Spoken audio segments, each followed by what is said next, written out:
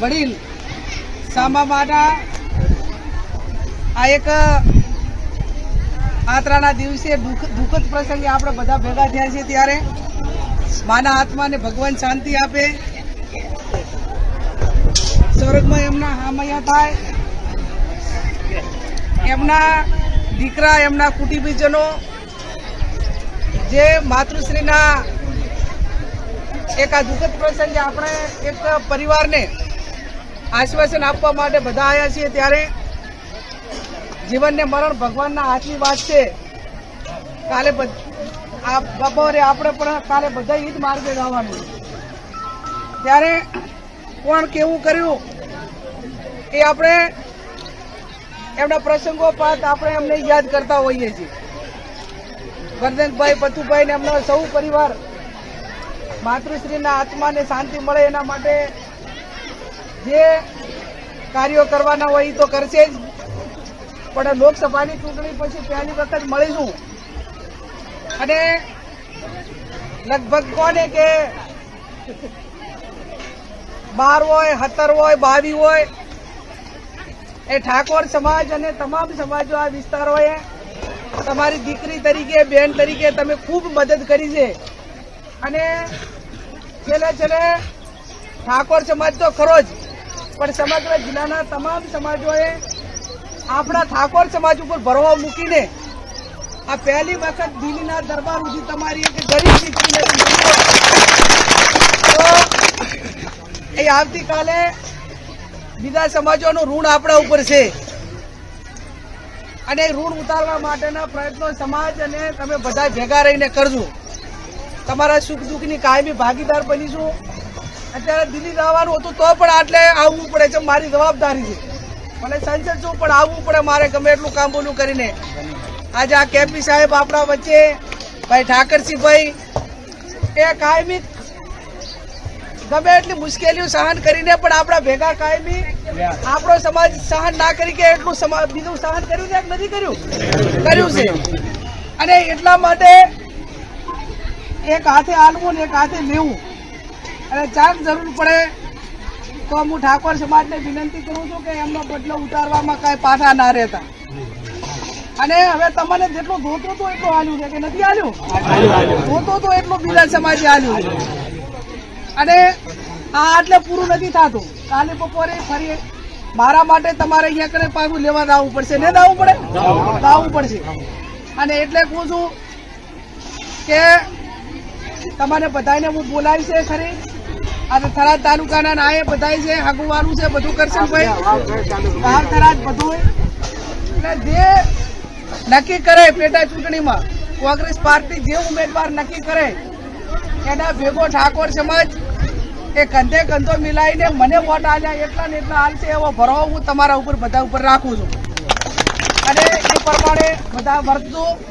તારે જાહેરનામું પડશે ત્યારે હું આગેવાનોને બધાને પણ બોલાવીશ અને જે હારા રહ્યા એવા ને એવા રહેતું તો આજ તમે હારા હતા એટલે તમને એટલે પોકાડ્યા ને. બીજા સમાજે આપણને મદદચાર કરી હોય કે બીજા કરતા ઠાકોર સમાજ અમારા ભેગો રહ્યો છે, ભવિષ્યમાં રહેશે અને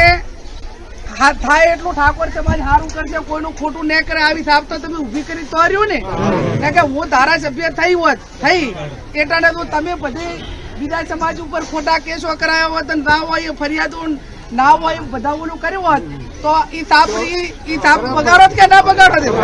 પણ તમે બધા હારા રહ્યા એનું પરિણામ સારું આવ્યું. નહીતર તો ધારાસભ્ય 2 ટર્મ રહી અને ઠાકોર સમાજે ક્યાંક ને ક્યાંક બીજા સમાજો ઉપર ઓલું કર્યું હોત તો 100% લોકસભામાં આડું આવત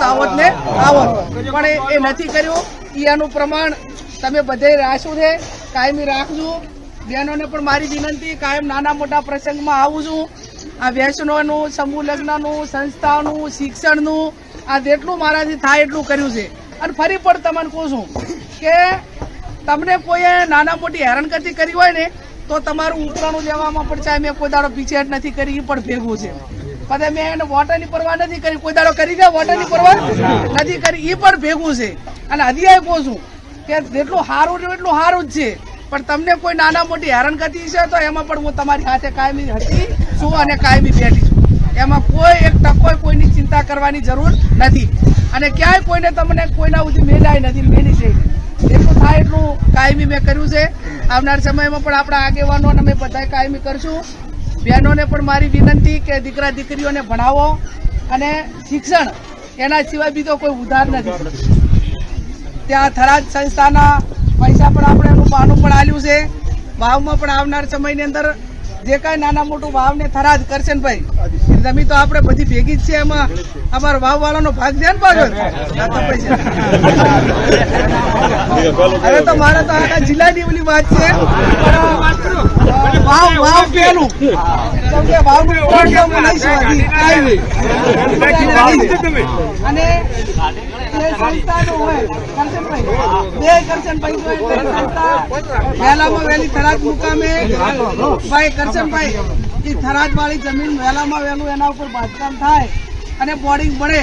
બધા કંઢિયાની પણ ખૂબ લાગણી છે અને એના માટે જે ટાઈમ આલવો પડે કે મહેનત કરવી પડે કે મદદ કરવી પડે કે એ ટાણે મેં મદદ કરી હતી અને વળી પણ જે પ્રમાણે કરવી પ્રમાણે કરી